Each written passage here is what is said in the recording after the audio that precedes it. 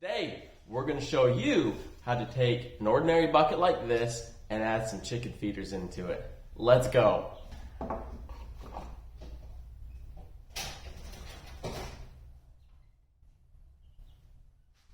Oh, hey! What we're going to be building today is a chicken feeder. So I bought a kit from Incubator Warehouse.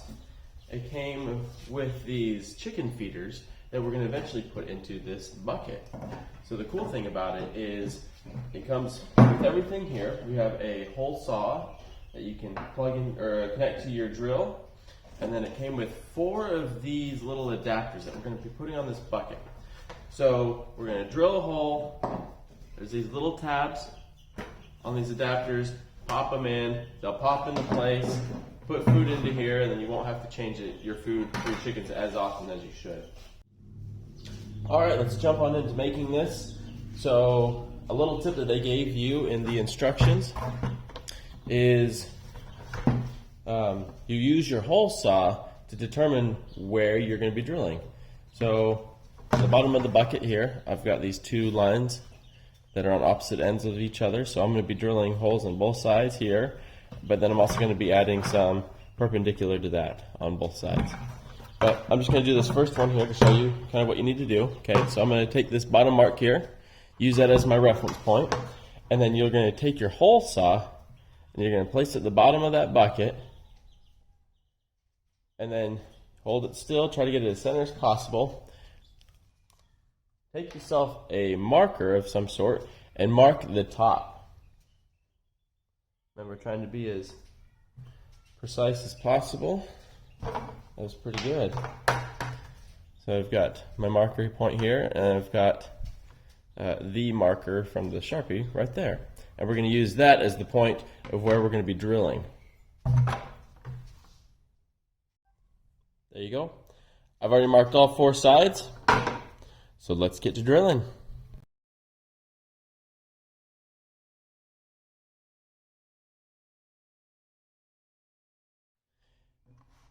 So as you watch, I just got done drilling this, but you can see it will leave kind of a mess here. So you're going to want to go and clean all that up so that way your chickens don't start pecking at it, because they will peck at everything. So I went and grabbed my box cutter, and we're just going to start trimming off all the pieces here.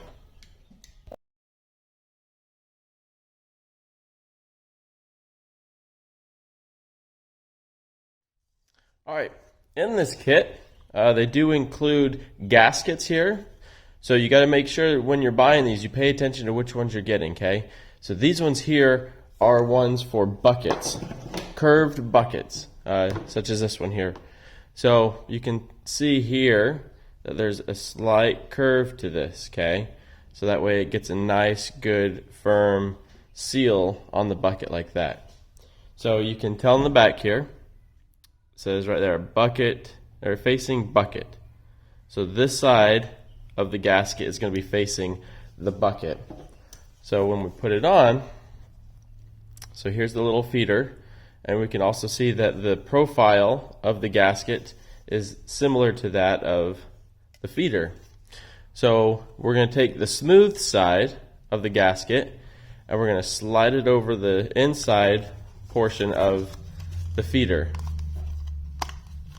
just like so, and make sure that it is completely flat up against the edge of the feeder.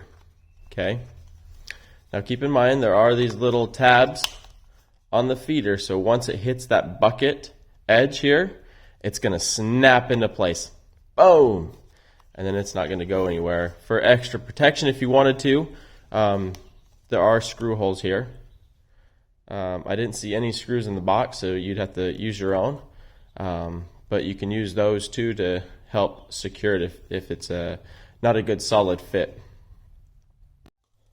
Alright, so let's go ahead and install one. So here's the hole that I drilled with the provided drill bit. And then we've already added the gasket onto this feeder, so now we are going to stick it inside. And like I said, it's pretty simple. You just got to get it in there. It's going to be a nice solid fit. Just going like this. Alright, and then you're going to push down pretty firmly. That way it snaps into place. You hear those two snaps? And there's a little bit of give here, so you can adjust it if you need to. But go around, make sure that you get a nice, good, solid seal all the way around. There you go. These are supposed to be waterproof. I like these ones over some of the other ones on Amazon. Some of the other ones on Amazon looked like they just came out like this far and didn't have more curve to it. So here in Texas, we get a lot of rain. And a lot of the times it's not falling straight down, right? It's coming from the side. So any protection that I can give here at the feeder is greatly appreciated. So I went with these ones. Yeah, they're a little more expensive, but not too much more in all reality. I think I paid like $40 for a set of 5 of these plus the drill bit, the whole saw. So I didn't think it was too bad. These buckets at Tractor Supply were about $4. So they're going to work just great for you. Yeah, so the bucket here, $4 from Tractor Supply. You do have to buy the lid separately, and that's another like $2. But they do say they are food grade. So I mean, they feel just as the same as, you know, maybe a Lowe's or a Home Depot. But anyways, let's go ahead and add the rest of them.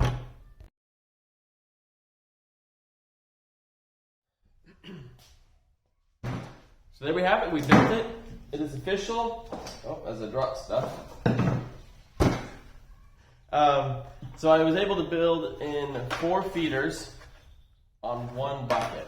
I did buy a pack of 5. This 5th one will be for a separate, we're going to have like a little breeder's box, I guess you want to call it.